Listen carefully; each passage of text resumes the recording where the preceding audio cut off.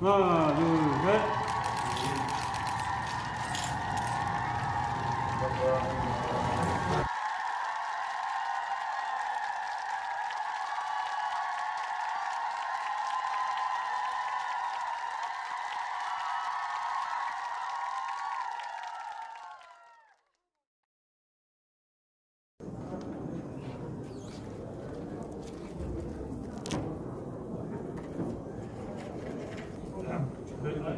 네, 집도 잘 나가는 집안이에요. 해도 아직.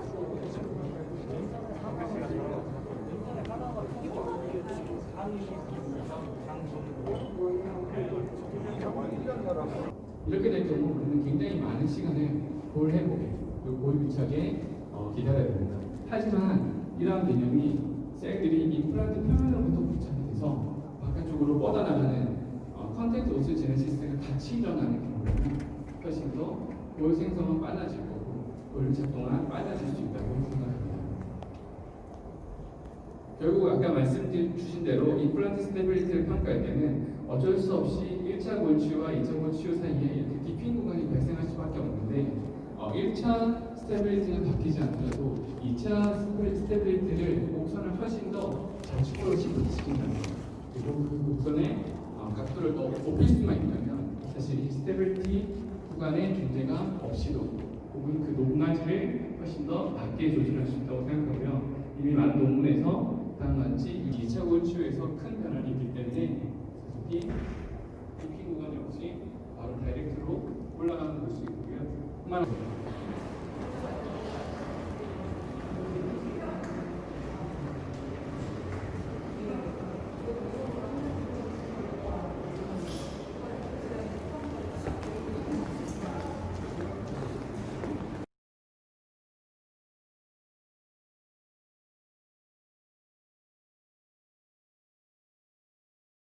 지침을 좀 들었었고 이걸 사실 운영에서 어떻게 활용했는지 저희 박상현 총무사님께서 말씀드리도록 하겠습니다. 네, 안녕하십니까. 총무이사 백상현입니다. 저도 앉아서 말씀드리도록 하겠습니다. 이번 학술대회, 오프라인 학술대회에서 가장 큰 관심은 역시나 방역에 대한 부분이었고 회원들이 어떻게 하면 안전하게 학술대회를 경험할 수 있는지를 저희가 준비하기 위해서 2주 전에 있었던 시덱스의 경험을 많이 저희가 참조를 많이 했고요. 그거에 준해서 저희가 준비를 해왔습니다. 저희는 이 장소가 광진구에 위치하기 때문에 행사 초기부터 광진구 보건소, 그다음에 광진구청 도시안전과와 계속적인 컨택을 통해서 그쪽에서 요구하는 바와 또 저희가 그 이외에 더 할 수 있는 부분들을 챙겼고요. 어저께 그 광진구청 광진군도시안전과에서 두 분이 나오셔서 점검을 하고 가셨습니다. 점검을 하셨는데 그 전에 저희가 서로 논의하고 계획했던 부분들이 잘 이행되고 있다고 굉장히 긍정적으로 평가를 잘 해주셨고요. 마지막까지 잘 끝내기를 부탁드리고 가셨습니다. 그래서 이번에 밑에 부스에 보시면 그 업체들에서 많은 방역 제품들이나 신제품들을 또 많이 소개하고 있습니다. 그래서 보시는 회원님들이 그런 새로운 제품들을 병원의 소독이나 방역 제품들을 경험할 수 있는 그런 새로운 계기가 될 수 있을 거라고 생각합니다. 마지막으로 한 가지 말씀드리고 싶은 거는 저희가 이번에 도시락이 준비가 됩니다. 근데 도시락에 대한 부분도 상당히 조직위원회에서 논의가 많이 되었던 부분입니다. 시덱스에서는 결국 이제 그런 부분들 때문에 중식을 제공하지 않고 쿠폰을 제공해서 주변의 식당을 이용할 수 있게끔 결정을 한 바가 있는데요. 저희 조직위의 생각에서는 여기 학술대회에 참석한 모든 인원들이 이 주변에 있는 식당을 퍼져 있다가 다시 들어오는 환경이 방역이 철저하게 되어 있는 이 안에서 식사 환경과 어느 게 더 방역이라는 관점에 봤을 때 좀 더 한목적적인가 생각을 많이 했고요. 그 주변에 저희 전주나 그 전에 있었던 다른 학술대회 경험을 많이 참고를 했는데 있는데 호텔에서 열리는 그런 학술 대회에서도 그냥 거리 두기를 유지하는 정도로 테이블에 반 정도를 채우는 정도로 호텔에서도 지금 진행이 되고 있습니다. 모든 행사가. 하지만 저희는 거기에 하나 더 더해서 밑에 내려가 보시면 아시겠지만 식사를 하는 장소에 모든 좌석마다 개인 악플판을 쉴드를 설치를 하고요. 그다음에 식사하고 나면 그 식사 후에 전 그 강연장과 그 개인 쉴드를 전부 다 다시 소독하고 있습니다. 그래서 그런 여러 가지 대책들을 가지고 저희가 방역에 대해 최선을 다했다라고 말씀드리고 싶고, 아까 다른 분들이 말씀하신 것처럼 아직 결과가 나온 건 아니지만 저희의 노력들이 좋은 결과가 또 맺어졌으면 좋겠습니다. 이상입니다. 감사합니다. 네, 그렇습니다. 그래서 저희가 그 학술대회 지금 전반적인 것에 대해서 말씀을 드렸고요. 저희 첨부된 보도자료와 초록집을 통해서 혹시라도 질문이 있으시면 기자 여러분들께서 질문 부탁드리도록 하겠습니다.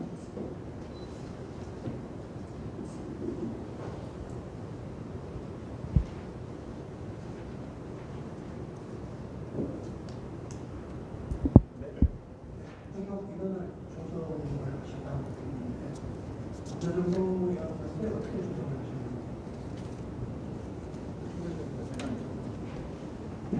저희가 통상 저희 학술대 참석 인원은 1,000명이 넘는 수준인데 이번에 특별히 등록 동료를 하기가 좋은 환경은 아니었고 제가 알기로 517명이 최종 인원인 것으로 알고 있습니다. 517명이었는데요. 기관별로 행사 참여를 제한하는 곳들도 있고 해서 특별히 이제 독려하지 않고 그다음에 학생들은 전혀 등록을 받지 않고 하는 것으로 해서 517명, 그중에 치과위생사가 150명 정도, 나머지는 치과의사 이렇게 이해하시면 되겠습니다. 그리고 이번 학술대회 같은 경우는 등록을 많이 해주시는 것도 좋지만 오히려 너무 많이 하시면 또 저희가 그 거리두기에 제한이 생기기 때문에 많이 독려하지 않고 한 517명으로 사전 등록 517명으로 알고 있습니다. 거기에 그 행사 참여 인원으로 하면 부스 인원이 한 120여 명 되기 때문에 그 정도 나중에 고려를 해서 하시면 됩니다.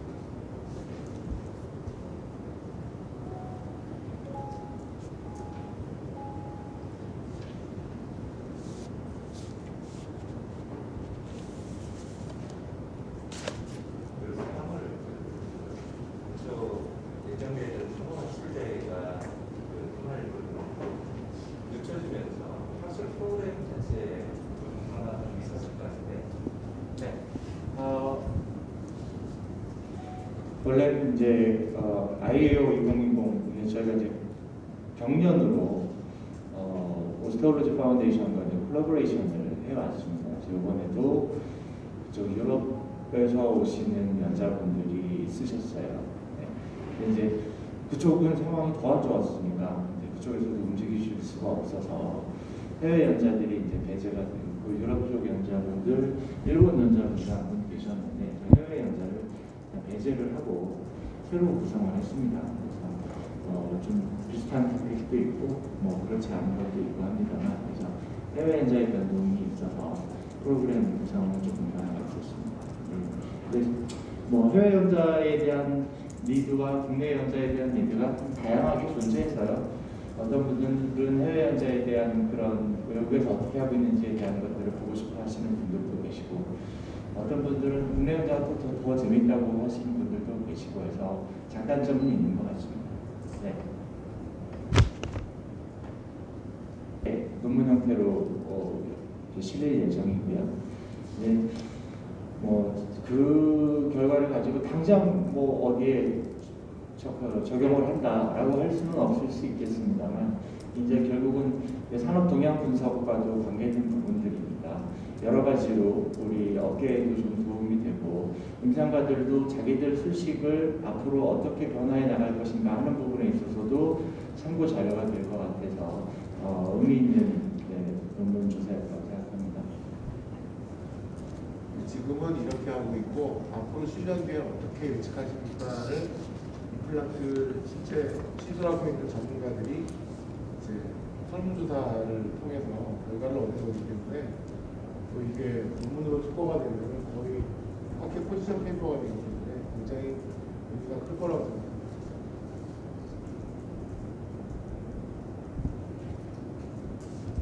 네, 철물의 연결 방식, 철물 제작 방식 이런 것들도 있어요. 포함이 되어 있어서 굉장히 재미있는 예를 한 가지 더 첨언하면 델파이 스타디이기 때문에 설문조사를 저희가 한 번 하고 끝내는 게 아니고요. 한 번 하고 그 결과를 취합해서 응답한 사람들한테 결과를 주고 다시 설문을 하게 돼요. 그러니까 딴 사람들의 생각을 고려했을 때 내 생각이 어떻게 바뀌는가도 또 볼 수 있거든요. 그래서 그런 것들이 의미가 있지 않을까 하고, 그 다음에 집단 자체가 저희 우리 학회 이사들을 대상으로 해서 보면 임상 경력이 그래도 꽤 오래된 분들도 계시고 하기 때문에 저희도 아직 결과는 못 봤는데 아마 유의미한 결과가 있지 않을까. 다른 분들은 어떻게 생각하는가 기대하고 있습니다.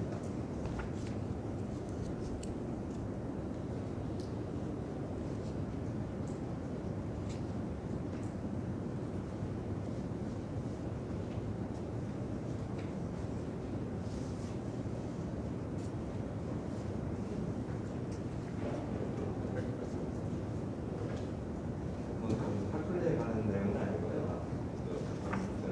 기자 전시에 좀 아까 좀 잠깐 불렀었는데 조금 2주 전에 CX가 있었고 거기에 특히 이제 거기 같은 임플란트 업체들은 제가 CX에 참여하지 않았던 업체들도 다수가 지금 전시회나 홍보를 좀 하고 있어요. 그래서 아무래도 그런 업체 참여가 있는 것 자체가 지금 내가 홍보를 쉽지 않았을 텐데 그 업체를 좀 하셨는지 이 부분을 여쭤보고 싶고, 덧붙여서 그 내년 학술대회, 초기 학술대회에 취소하냐고 공동물치 한다는 뭐 이런 얘기가 좀 저는 좀 들었어요. 이게 공동물치 한다는 것보다 검토. 그래서 혹시 그게 구체적으로 좀 목적으로 검토한 얘기가 오가고 있는 게 있으신지.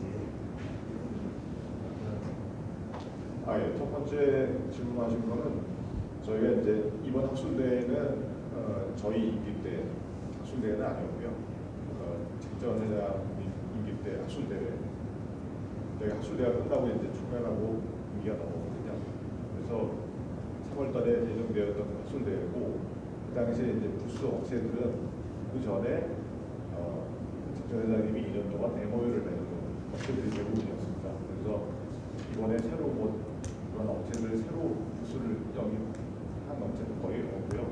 그래서 이번에 시덱스 같은 시덱스 같이 그러한 일이 벌어진 거는 이제 올해 벌어졌던 일이고, 저희 같은 경우는 그 전에 이미 계약이 됐던 업체들이 들어왔기 때문에 의외로 그런 영향은 거의 없었습니다. 거의 없었고, 부스를 취소하거나 뭐 그랬던 업체도 거의 없었습니다. 그래서 그 취사력 이번에 시덱스 사태하고 좀 달랐던, 꽤 달랐던 거였고요. 두 번째는 이제 질문하신 거는 내년도 학술대회에 대해서는 저희가 아직 조직위원회가 2021년 조직위원회가 아직 출범을 안 했습니다. 왜냐하면 통상적으로는 임기가 바뀌면 3월 말이나 4월 초에 시작을 했는데 이번에 그 전 학술대회가 6월로 미뤄진 덕에 요거를 일단 치르고 나서 저희가 이제 6월 말이나 7월 초에 조직위원회를 구성해서 출범을 할 거고요. 그리고 나서 이제 그런 부분을 논의할 건데 아직 그 부분은 저도 처음 듣는 얘기입니다. 시사장과 같이 처음 듣는 얘기고요. 나중에 조직위원회가 구성되고 출범을 하고 나서 그러한 내년도에 대한 계획은 또 다시 기자분들께 알려드릴 예정입니다. 지금 참고로 올해 OF하고 했던 그 학술대회를 못하게 했잖아요. 조사들이 그랬는데 그쪽에서 연락이 왔습니다. 앞으로 어떻게 할 것이냐에 대해서. 그래서 저희가 그분들이 질문을 해왔는데 저희가 답을 어떻게 했냐면 일단 우리는 지금 6월 학술대회 끝나고 그다음에 2021년도 조직위원회가 출범이 되면 내년에 OF하고 할 건지 다시 아니면 그 이후에 할 건지 건지에 대해서 논의한 후에 알려드리겠다고 말씀드렸습니다. 그래서 지금 질문해 주신 시사 정보 같이 한다? 아니면 무슨 OF하고 그런 부분은 결정되기 현재로서는 아무 것도 없습니다. 나중에 좀 알려드리겠습니다.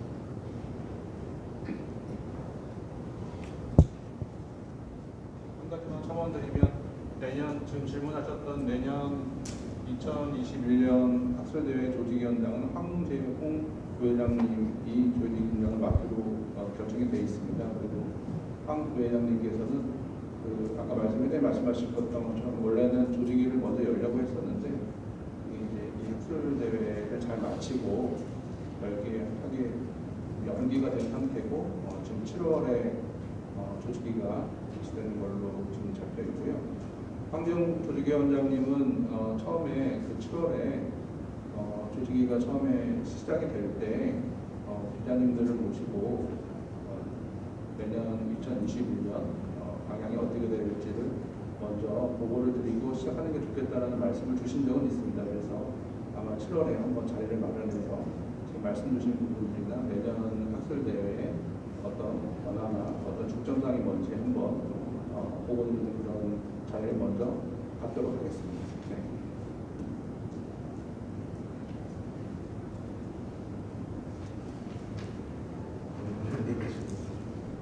CSL 때 이제 협회에서 강력하게 취소를 청구한다는 입장이 나왔습니다. 이번에는 국가학교로서 협회의 어떤 의견자들이 있어 저희가 사실은 시덱스를 참고한 것은 사실이나 치과의사회와 교감을 가지고 학술대회를 하는 것은 아니기 때문에 독립적이다 생각하시면 되겠고요. 잘 아시는 것처럼 지난주 금요일 날 정부 중대본에서 오전에 발표가 있었습니다. 강화된 생활 속 거리두기의 여러 가지 내용 중에 하나가 보건의료인에 대한 부분이 있었고 보건의료인 학술 단체 행사를 취소하거나 연기하는 것을 권고한 바가 있습니다. 이거는 이 기조는 3주 전부터 유지되던 것이 지난주 금요일 날도 연장해서 되는 것이고 기한은 확진자가 1발생 확진자가 10명 이하의 기간이 유지가 되면 그때까지로 한다 해서 무기한 연장된 바가 있습니다. 이게 이제 집합 금지가 아니고 집합을 제한하는 권고였기 때문에 저희도 이제 학술 행사를 준비하다 보면 이게 하루아침에 결정하고 하고 안 하고 할 수가 사실은 없는 상황이고요. 그래서 그 권고의 상황이라면 저희가 안전하게 잘 지침을 마련해서 그대로 진행을 하고 조심해서 하는 것으로 그렇게 결정한 바가 있습니다. 그래서 대한치과의사협회하고 치의학회 등등 이제 뿐만 아니라 보건소에서도 다양한 문문들을 받았지만 내용은 다 똑같은 내용이었습니다. 그럼에도 불구하고 저희가 이제 안전하게 할 수 있겠다 하는 자신으로 학술행사를 진행하고 있습니다. 그리고 한 가지는 여기서 한 번 더 연기할 수 있는가가 사실은 고민인데요. 그것도 불확실하기 때문에 그렇게 진행이 됐습니다.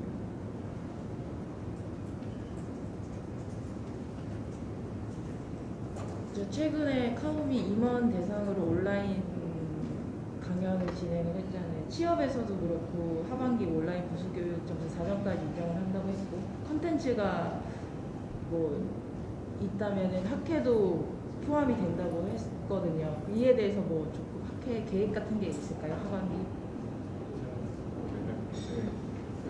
제가 잘 알지는 못하지만 보도를 통해서 대한치과의사협회에서 온라인 부수교육을 2점 제한이던 것을 4점으로 이렇게 확대한다 하는 보도를 본 적이 있습니다.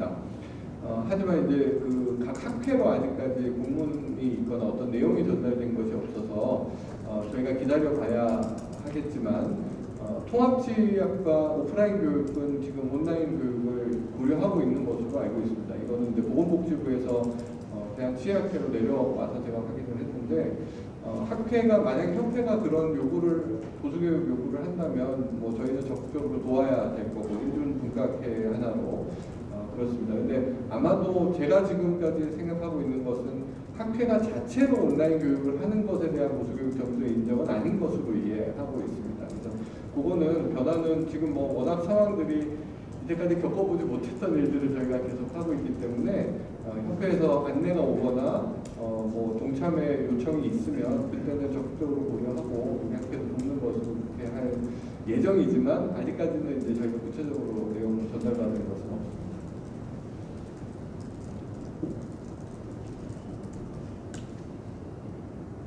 하반기 계획 같은 것도 있으신가요? 원래는 뭐 학예 특강 같은 게 원래 일정대로라면 지금 진행이 되는 상황인데.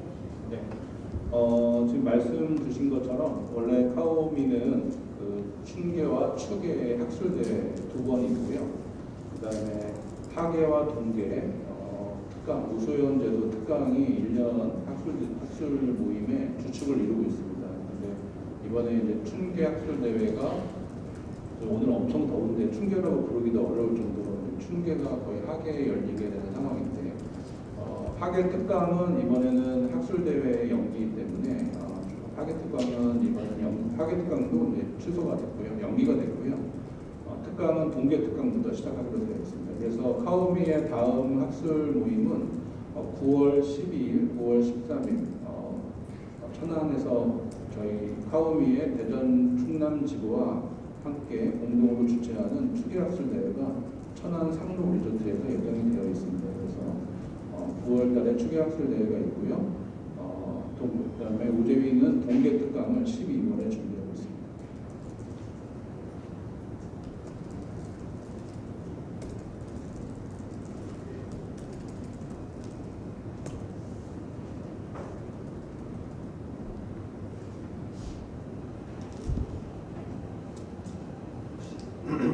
혹시 또 질문 있을까요?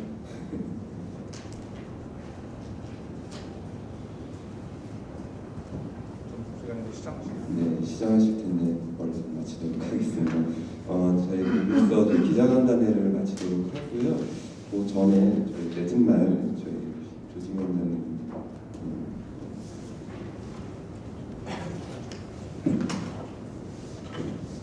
여러 가지 바쁜 일도 많으실 거고 또 어려운 상황에서 현장 기자간담회 자리에 와주신 것 정말 기자분들께 감사드리고요. 그리고 아직 끝난 게 아니기 때문에 저희가 또 최선을 다해서 끝날 때까지 조심해서 후대를 치르고 좋은 결과를 보고 드릴 수 있도록 노력하겠습니다. 여기까지 와주셔서 정말 감사합니다. 회장님 조직위원장님이 말씀 다 해주셔서 어쨌든 끝나는 시간까지 최선을 다해서 잘 마무리하도록 하겠습니다. 와주셔서 감사합니다.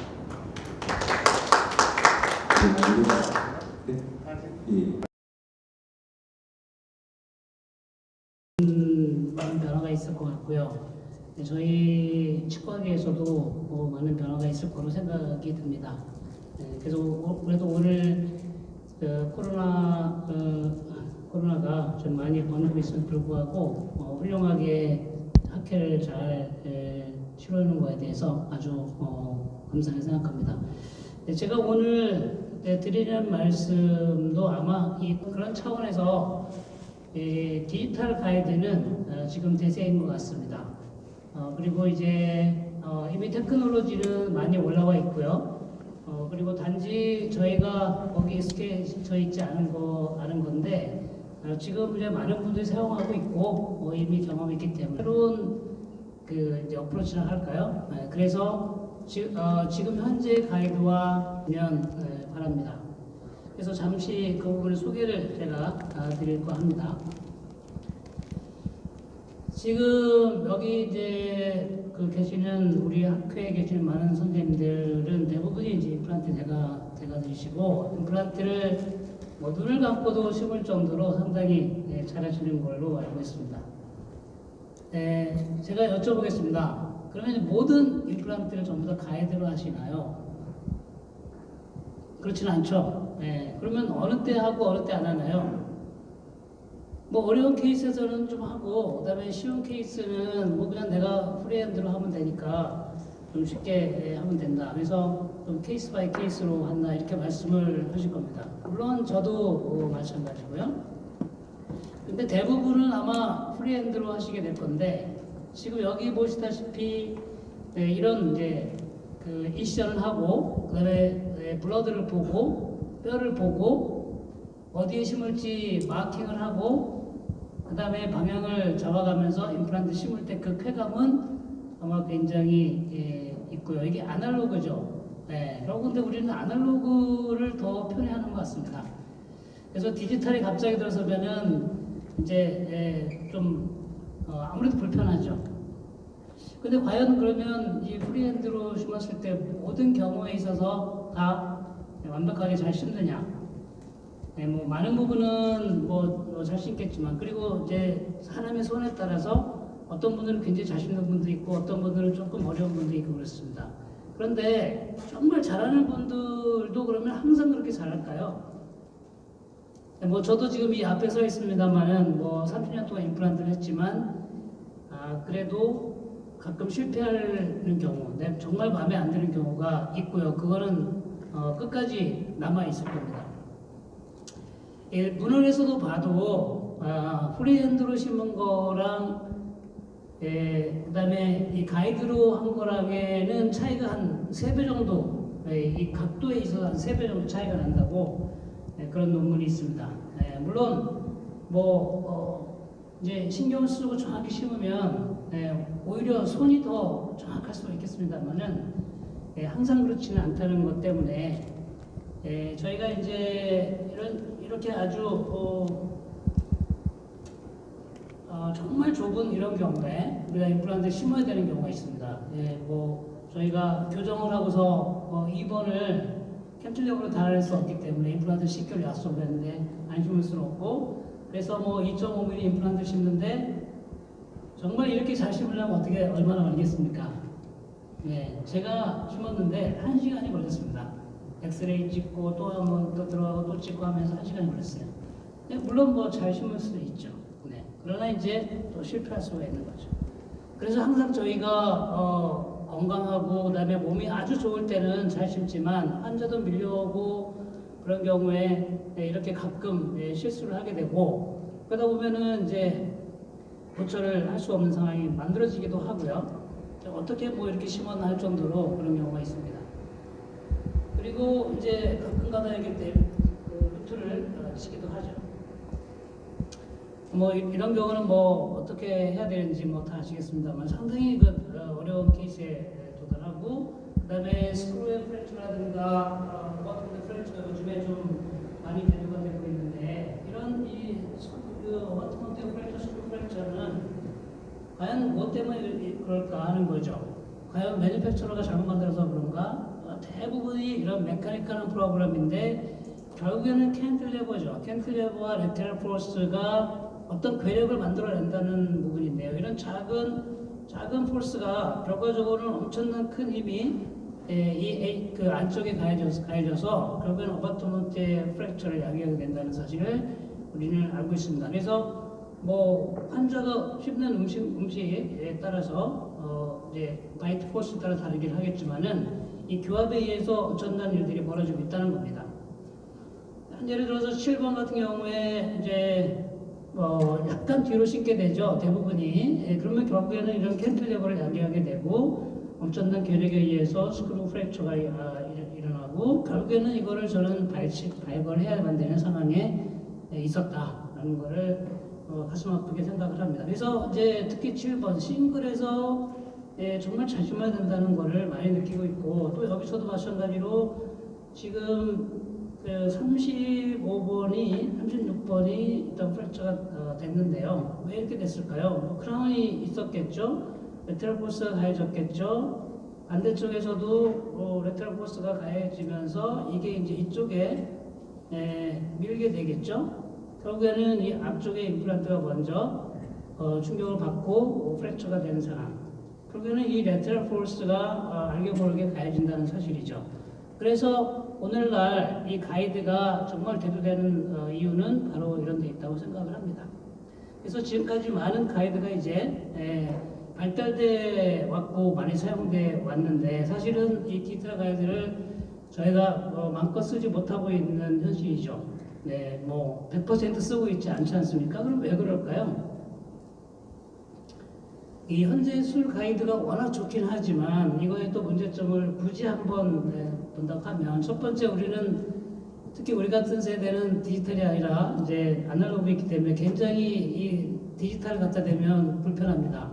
뭔가 좀 불편해요. 그래서 잘 모르겠고, 그다음에 이제 뭐 굳이 핑계를 댄다면 정확성이 좀 못 믿겠어 하는 그런 거죠.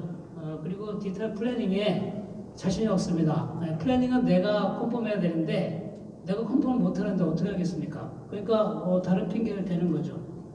제작 시간이 많이 걸리고 또 즉시 신입할 때 이제 발차고 바로 심어야 되는데 가이드가 없는 거죠.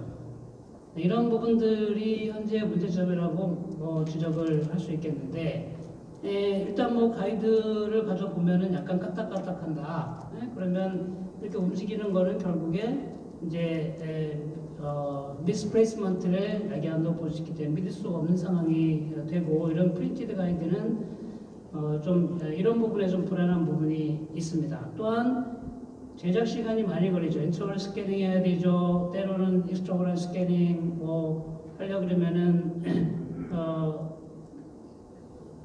이제 스캐닝하고 또 그걸 여러 가지 과정, 그 다음에 또 이제 디자인하는 과정, 프린팅하는 과정이 사실은 많은 시간이 걸리고, 프린팅하고 나서도 또 이거 만만치 않습니다. 후작업이 뭐 1시간, 2시간 뭐 이렇게 하는 경우가 많기 때문에 실제로 이런 좋은 가이드가 나오기까지 엄청나게 많은 문제가 있다라는 부분이죠. 물론 이건 기본 작업이기 때문에 그렇습니다만은, 그래서 오늘 제가 얘기하려고 하는 것은, 만약에 이런 가이드가 있다면 누구나 이해가 일단 되고, 그 다음에 오랄 스캐너나 뭐 모델 스캐너가 필요 없는 가이드, 또는 기본 작업이 필요 없는 가이드, 더욱 정밀한 가이드, 뭐 이런 부분인데, 그리고 필요하다면 즉시 치과에서 만들 수 있는 가이드, 뭐 이런 게 정말 있을까요? 지금 뭐 말도 안 되는 소리 하고 있는 거 아니냐 그러겠지만, 아니 이런 게 있으면 좋다라는 거죠.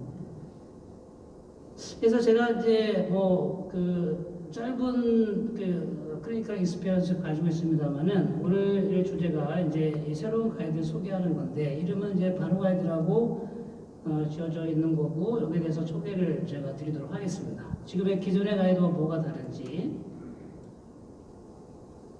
우선은 이제 프리 가이드라고 하는 걸 가지고 저희가 이제 임프레션을 체득을 하게 됩니다. 구간 내에서 임프레션을 체득을 하게 되고, 그거를 밀링기에 연결해서 바로 밀링을 한다는 거죠. 밀링한다는 건 뭐예요? 그냥 구멍이나 막고만 구멍을 뚫는다는 얘기죠. 그리고 바로 이제 수술대에 올라서 수술을 할 수 있는 상황. 바로 이거죠. 밀링을 하는데 임플란트 위치만 밀링을 하는구나. 그런 이제 감을 잡았을 거고요. 그러면 이제 바로가이드는 어떤 걸로 구성이 되어 있느냐? 이 프리 가이드라고 하는 가이드 전 단계, 그 다음에 CBCT가 당연히 있어야 되겠고, 플래닝 소프트웨어가 있고, 그 다음에 밀링, 이 네 가지가 있으면 됩니다. 워크플로우 보면은, 프리 가이드를 몰고, 뭐, 이제 CBCT를 찍고 하는데, 뭐, 과정이 한 5분에서 10분 정도, 그리고 플래닝 하는 거 만약에 싱글로 잡으면 5분에서 한 10분 정도로 예상이 됩니다. 그리고 가공 시간 5분에서 10분이죠. 그러니까 토탈 한 30분 정도면 환자가 내원했을 때부터 마지막까지 가이드가 30분 내에 완성될 수 있기 때문에 당일 가이드를 만드는데 문제가 되지 않는다라는 거죠. 그러면 이게 과연 그러면 어떻게 프리 가이드라는 거가 그렇게 가공할 수 있는 것이냐 하는 건데요. 뭐 그냥 오늘 뭐 이제 시간이 짧으니까 제가 여러 가지 어쨌든 이 연결될 수 있도록 되어져 있는 것이고, 보시면은 이제 여기 좀 노란 부분인데 여기 지금 라이트 큐링 레진으로 되어져 있다라는 것은 좀 알고 계시면 되고, 여기에 지금 바깥에는 이 마커가 한 뭐 5개 달려 있다, 이렇게 좀 알고 있으면 되겠고요. 그러면 이제 임프레션 머티리얼을 방중화 레진으로 썼구나 하는 걸 알 수 있겠는데, 그럼 왜 방중화 레진인가요? 우선 뭐 우리가 알다시피 치과 의사한테 가장 익숙한 머티리얼이 이제 방중화 레진이고요. 그 다음에 생체 친화적이고 부작용을 나타내지 않고 있고 우리가 펄프에 직접 놔도 괜찮은 게 레진이잖아요. 실제 친화적이면서 조작이 쉽고, 그죠? 셀프 큐어링이 아니기 때문에, 그리고 빠르게 구간 내에 경화를 할 수 있다. 그다음에 굉장히 댄스하죠. 그래서 충분히 가이드로서의 역할을 다할 수 있다. 정밀한 빌딩 가공이 가능한 이런 것 때문에 강중한 레진을 썼는데, 야, 이게 과연 임프레션이 가능한 거야? 치과의사로서는 이해할 수 없는 그런 상황을 만들어놨습니다. 뭐냐? 첫 번째, 왜 구강 내에서 직접 인상 체득하고 경화하나요? 이 부분은 뭐 치과의사라면 다 할 수 있겠습니다. 뭐 당연하죠. 이제 가이드가 확실하게 구강 내에 맞아야 되기 때문에, 움직임 없이 정확하게 맞아야 되기 때문에, 그런데 직접 구강 내에서 인상 뜨고 구강 내에서 큐어링 한다면 그보다 정확한 게 있을 수가 없습니다. 그렇죠? 모든 중간 과정의 에러를 제거한 거죠. 좋아, 그럼 거기까지 인정하겠다. 그런데 그러면 너 그럼 저 인상 뜨고서 어떻게 그걸 제거할 거야? 구간 내에 경화시킨 다음에 그러면 어떻게 그거를 제거해? 제거가 당연히 안 되죠. 언더컷이 충분히 있는 거기 때문에. 그걸 해결하지 않으면 지금의 이런 가이드가 나오지 않았을 것이고, 여기서 보시다시피 우리가 얘기하는 이 언더컷 부분에 이렇게 레진이 들어가면 안 된다는 거죠. 자, 이거가 그럼 가능한 것이냐? 뭐 생각해보면 또 가능할 수도 있겠습니다. 여기 자세히 보시면 여기 약간 점선이 있는데요. 여기 점선이 뭐냐면 멤브레인 레진 위에다가 아주 띤 멤브레인, 예를 들면 랩 같은 그런 아주 띤 멤브레인을 덮어서 그것이 이 부분에 이 언더컷에 들어가는 레진을 막아준다. 뭐 그럼 그럴싸한 얘기인 것 같습니다. 정말 그러면 될 수도 있겠네. 자, 프리가이드는 이제 주로 싱글 쪽에 쓰여지는 한 개나 두 개짜리, 또는 두세 개, 네 개까지 되는 이런 파셜 트레이에 얹어져 있는 거, 전치부용, 그다음에 플라치용 해가지고 이런 것들이 있고요. 이것이 팩에 들어가 있죠. 이게 강중한 레진이니까 핏이 들어가면 안 되기 때문에 그렇습니다. 이 플라치 사시는데 위생사고 하라 그러면 잘 못하죠. 그래서 이 부분을 정확하게 CR로 우리가 가이드하는 게 중요한 것인데, 그거는 왜냐하면 우리가 CT만 가지고 위에 대합치 이 관계를 가지고 임플란트를 위치시킨다. 그 때문에 만약에 법적으로 잘못 물게 되면은 임플란트 위치가 달라진다는 사실 때문에 이것이 좀 관건이라고 할 수 있습니다. 이것만 잘 된다고 한다면, 되고 나면 가공할 수 있는 가공 파일, NC 파일이나 SD 파일로 만들어져서 바로 밀링기에 가공을 하게 됩니다. 가공 시간은 5분에서 10분 정도, 싱글인 경우에 한 6, 7분 정도 걸린다고 알고 있는데요. 결국에는 이 30분 이내에 가이드가 완성된다라고 하는 것이 핵심이라고 할 수 있겠는데, 이제 중요한 건 이제 멀징 테크놀로지 우리가 지금 발달되어 있지 않습니까? 결국 가이드를 만드는 건 어디다 만드는 거냐면 오럴 스캐닝한 데이터에 의해 만들어지는 겁니다. 만약에 멀징이 안 되는 경우가 있는데, 이렇게 트라이앵글 앵글리즘이 잘 안 되는 경우는 이 전체가 잘 안 맞기 때문에 이런 레디오그래픽 가이드가 필요하게 된다는 사실이고, 그렇기 때문에 좀 어려운 부분이 지금은 전부 다 버추얼리 컴퓨터가 해주기 때문에 얼마나 쉽습니까? 하지만 이런 작업을 또 해야 된다는 것이고, 이런 전체적으로 메탈이 되어져 있는 이런 곳이라 그러면은 이런 아티팩트가 상당히 많을 것이고, 이 아티팩트 때문에 우리 정합이 안 될 것이라는 사실이죠. 그러면 이제 이 정합을 못하게 되고 가이드를 만들 수 없다는 사실이 얻게 되는 거고, 그렇기 때문에 이런 라디오 오펙한 마크를 단대거나 보시면 이렇게 마크를 레진으로 해가지고 달아서 이거 그대로 CT를 찍게 되는데,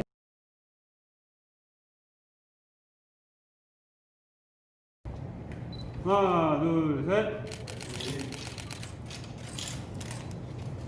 감사합니다.